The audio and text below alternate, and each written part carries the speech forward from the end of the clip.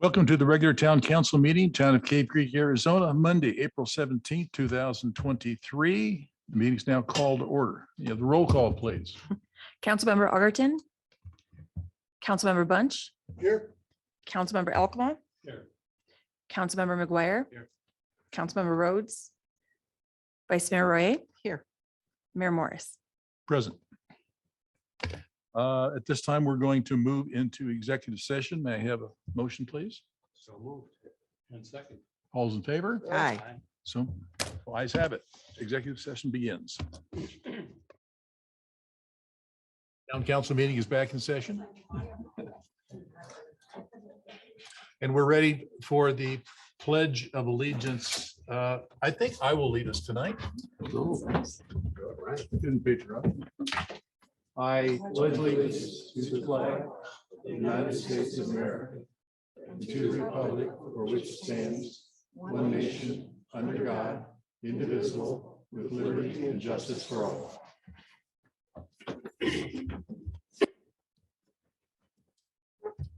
Public announcements. I have none. Council, any announcements for the public? The Globe Chamomile is getting higher. Okay, with that, we move on to call to the public. Betsy Worley.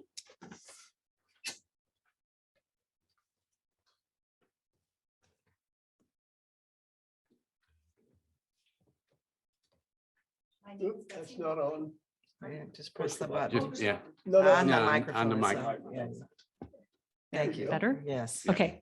My name is Betsy Worley. I am the homeowner who hand delivered a letter to each council member regarding issues with short-term rentals. The letter was a compilation of concerns from myself, my husband, and several Cave Creek neighbors, some of whom are here tonight. We regret missing the recent meeting discussing short-term rentals and hope that you'll be willing to consider the following perspective. There is a short-term rental adjacent to my backyard that advertises occupancy of 24 people. This is a party house, and the parties often get loud and disturbing. A few examples of the issues we have encountered are loud music with explicit lyrics both during the day and well into the night, inappropriate behavior and public nudity, police that are called tell us there's nothing they can do. The fire pit often burns unattended for long periods of time, even in fire season. Some of us have repeatedly contacted the rental management company who tell us they will handle it, but nothing changes and the cycle repeats. One neighbor actually received a cease and desist letter from the management company lawyer for calling the police regarding excessive noise and bad language late at night. We feel left with nowhere to turn. Some of us have school-age children who we cannot let use our backyard or pool while these parties go on. One teenager playing basketball in his driveway was taunted and mocked by a group of intoxicated renters watching him. These are just a few examples. We feel our community needs to have some recourse when parties at rental houses get out of control. A quick search of local news websites detail frightening escalations such as shooting at a rental property in Paradise Valley, a drug bust at a short-term rental in Tempe, and Old Town Scottsdale morphing into bachelor party destination, just to name a few. And I can provide links to some of these news reports. Cave Creek is experiencing rapid growth, and we are concerned that these big party houses will propagate and ravage the community that we love. The right of landlords to use residential property as a business should not supersede the right of homeowners to have a quality of life. Thank you for your consideration. Thank you. Thank you. Thank you. James Lackner.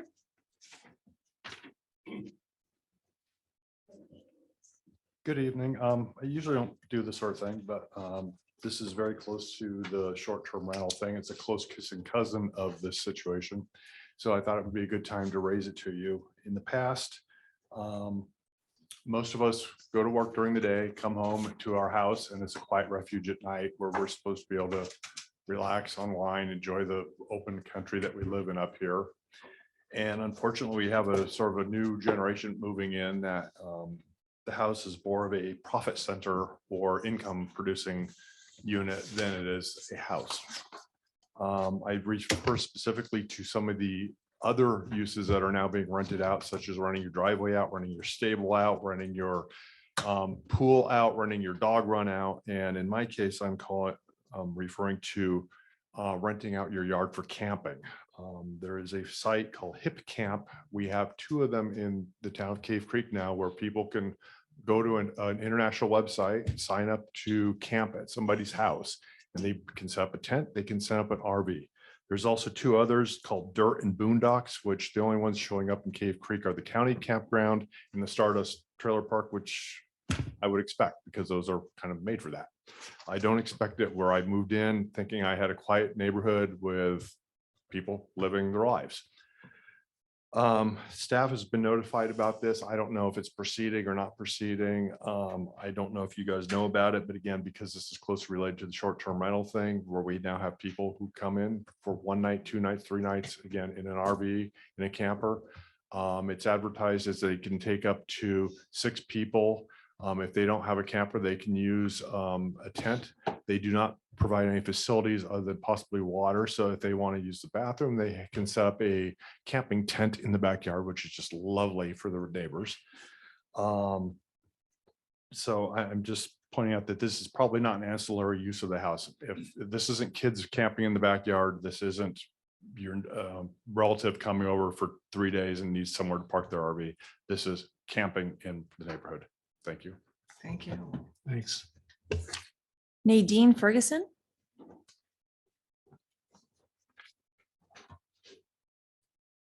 Hi, I'm Nadine Ferguson, and I didn't really prepare anything tonight. It's kind of last minute, but I am here about the short-term rental problems in our neighborhood. There is the large house behind us that is advertised for 24 people. We have a shared driveway, and they often get lost and come in our driveway. For instance, Saturday night, they came in, hit one of our boulders and left their rear tail light all over the driveway.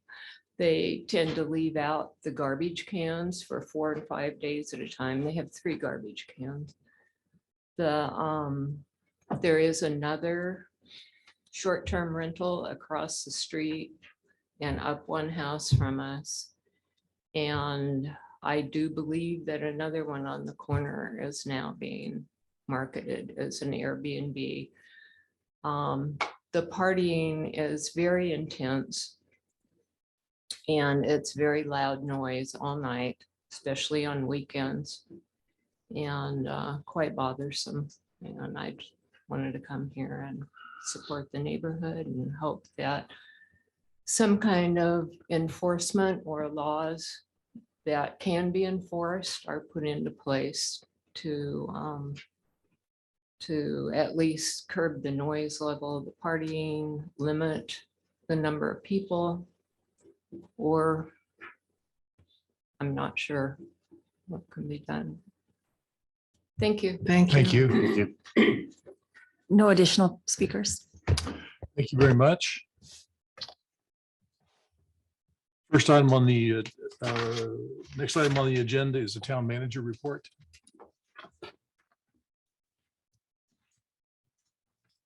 We've been working on the budget. We had our first 2 work sessions last week. The next opportunity for the public to participate in public comment on the budget will be at the regular meeting on May 1st.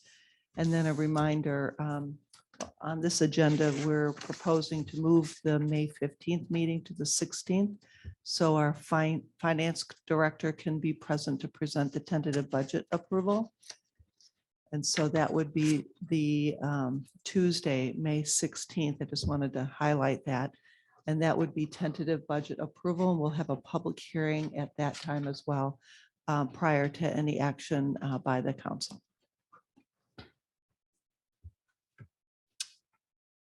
Okay, thank you. The first action item is the consent agenda. We have the approval of the February 23, 2023 special town council meeting minutes, approval of the March 6, 2023 regular council meeting minutes, approval of the March 20th, 2023 regular council meeting minutes, approval of the April 3rd, 2023 regular council meeting minutes. Number 5 is reschedule the Monday, May 15th, 2023 regular town council meeting to Tuesday, May 16th, 2023. Number 6 is cancellation of July 3rd, August 7th, and September 4th, 2023 regular town council meetings. That's That's a traditional, Carrie, that's a traditional, Yes, Okay. we've been doing that for several years. okay. Mr. Chairman. For Yes. for discussion purposes, could we vote on those except for number 6 and then vote on that separately? Okay, so you want to move 6? Yes, please, for discussion. Okay, so you want to make a motion then to approve the first 5? Yes, sir. I would move that we approve items 1 through 5 on the consent agenda. All those in favor? Aye. Opposed? Okay, so we're, Uh, we're. gonna Mr. talk Chairman, about- I'm not opposed to number 6. I just wanted to chat about it for a second. With this going through, and I'm not sure how many years it's been done, but you pretty much suspend normal business from June until October of this year. And we're not exactly accomplishing a lot with some of these council agendas. We appear to be kind of slow walking a lot of routine stuff. And it seems that there are some priorities that we would like to do that they start in the spring, then they get transferred to the summer. Now they're going to be transferred to the fall. We haven't had our joint session with the PNC yet. We haven't had some other things that I was hoping we would get to for at least discussion purposes, not things that I've phoned you about, but just some other topics. So I'm not opposed to this certainly, but I would just ask that we figure out what our priorities are that we have not addressed in this council term that will now be deferred until October. So do we really need to be off from June through October? I mean, you still have one meeting per month, Right. but We still have a meeting every month. Okay. Yeah. what would really be helpful, and I know I've raised this issue before, but the public and the council, we need the agenda a week ahead of time. Wednesday is too late. It's too late for the council. It's too late for the public. When we come to meetings, we find out about things that are scheduled weeks and months in advance. And not that necessarily the public maybe cares or has to know about that, but if we have things that have been already scheduled 1, 2, 3, 4 months out, if that could be a prize to us, we get some of that with the town manager's report with what's coming forward, but and when the new software is designed or employed or whatever we're doing with that, if we could just get a single button on the front page of the website for agendas, past or present, or past or future, for the council and for the PNC. I mean, I know I'm older, but I really don't find the current website design to be terribly decipherable when it comes to the agendas for the upcoming meetings. And we've already talked about this. Okay, well, let's stick to the cancellation. Okay, That's the item on the agenda tonight. So we're, with that, is there any other, I'd like to get a response from staff. Is there any part of town business that won't get done if we cancel these meetings? Not that I'm aware of. The meeting with the planning commissioners is subject to a date where everyone is available. So we were just going to schedule a separate. So that would be a meeting for separate that. meeting. Yeah. Yeah. But other than that, everything would come to a regular council meeting. I presume a lot of staff take vacations in the summer That's true. when school is out. So That's the true. the number of people available. to July and prepare. August are big. Yeah. Okay. all right. So, Thank you, Mr. Chairman. well, I guess at this point, does somebody want to make a motion to change this or to take it as it is? I would say this, that if we have something come up that is critical to the town, I'm not about scheduling a meeting anytime. So this is the regular meeting. I agree, we have a lot of things that need to be worked on, though.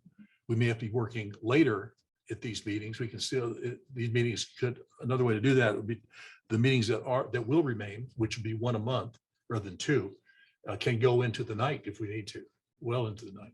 Well, I'll make a motion to support this, Mr. Chairman, but I just would like to see some progress on issues that were mentioned in this term, such as if we're going to do anything with the ordinances, any kind of specific ordinance review, and some other issues that we've talked about. We're going to be jumping from spring to fall, but I'll make a motion to, I've already made my point, I think more than enough.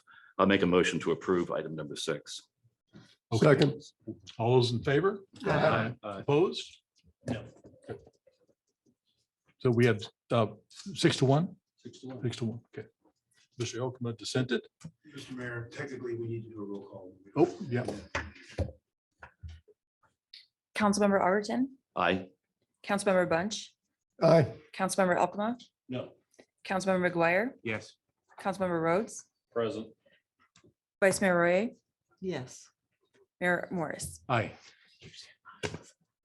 On the general, the motion passes 5-1. So I got that. Just 5-1. 5-1, okay. We all set there, Mr. Attorney? Yes, sir. Okay.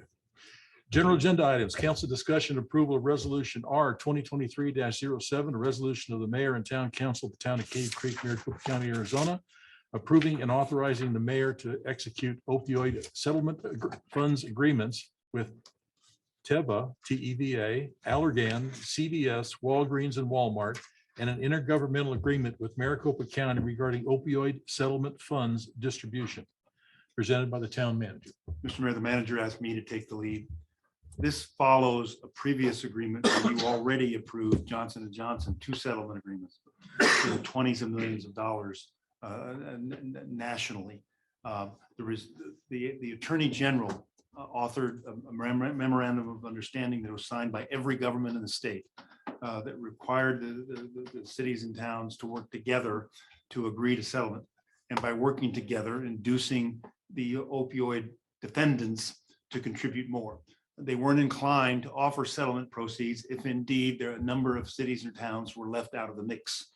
And so 2 years ago, you've already approved the first set of settlements. This is the second. By approving this tonight, we will notify the manager will execute tonight and get the settlement agreements to all of these defendants, Allergan, CVS, Walgreens, and Walmart, so that settlement proceeds can then start flowing. They will primarily flow, they'll go to the state, and some percentage then comes to local governments that are all dispersed through the counties. Those disbursements are primarily, they are for opioid uses. I've talked to the manager and to your, whatever Jim's acronym is on the fire, for the fire department, how you can use some of the funds to outfit the first responders. So tonight's settlement, we would be authorizing the settlement that then will result in, do we have a number, how much comes to the city? It's just a little over 9,000. I don't have the exact Okay. dollar amount. I recommend approval. Questions from council? Seeing none, we're looking for a motion to approve this.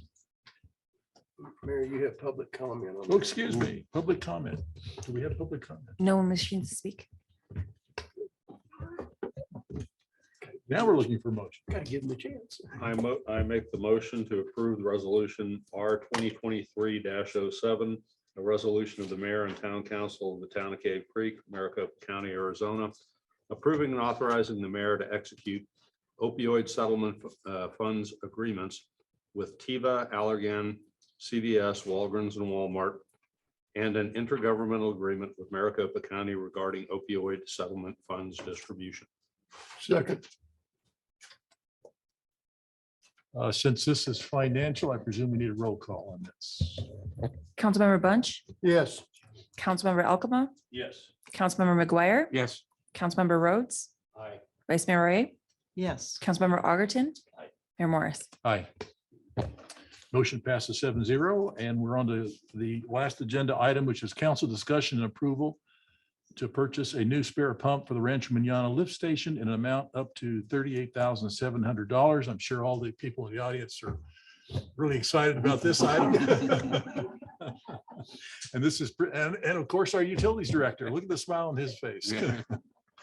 And this is presented by Sean Cruz Weisner, who is our utilities director. Mayor, Vice Mayor, council members. So this is a request to purchase a third spare pump for the Rancho Manana lift station. It was back in August of 2021 that we actually started replacing the pumps that were at the unit. So we got approval to buy 2 pumps at the end of 2021. We purchased one, made sure it worked, and then we purchased a second one. So it was installed by December of 2021.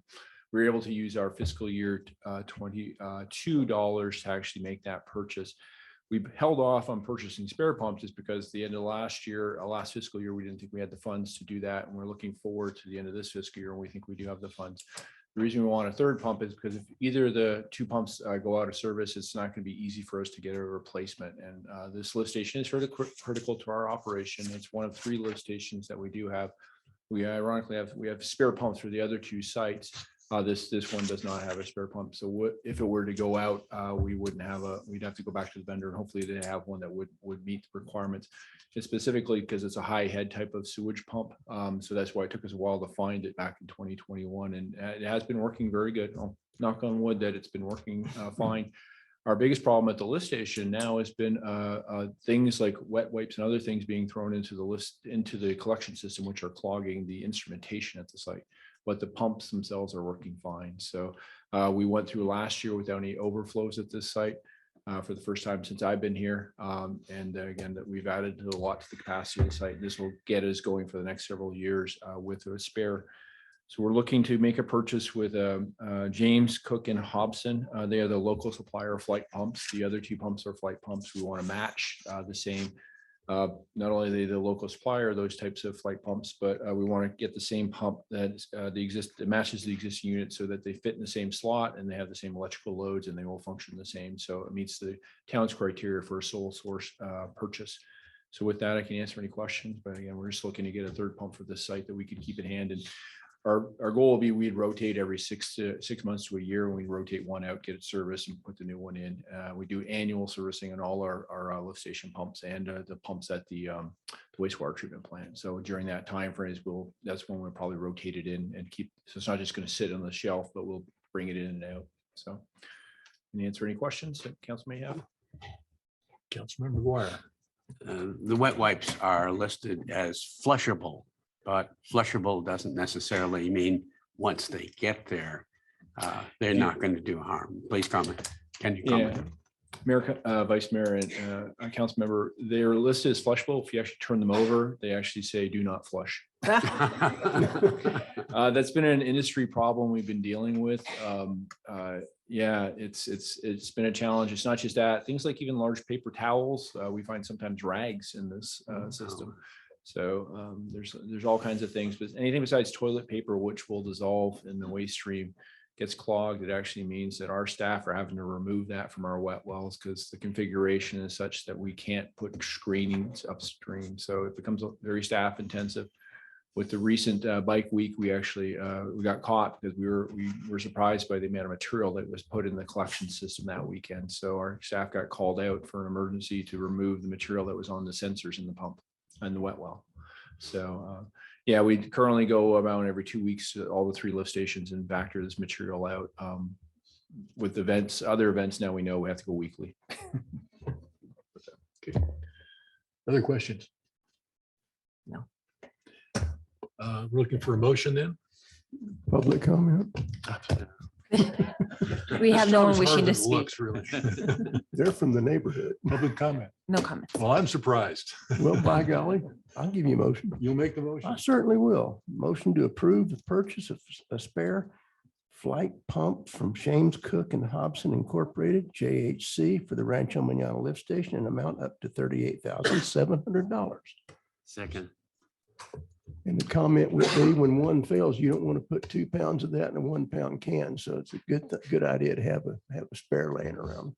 The second comment? The consequences of this not passing are undesirable.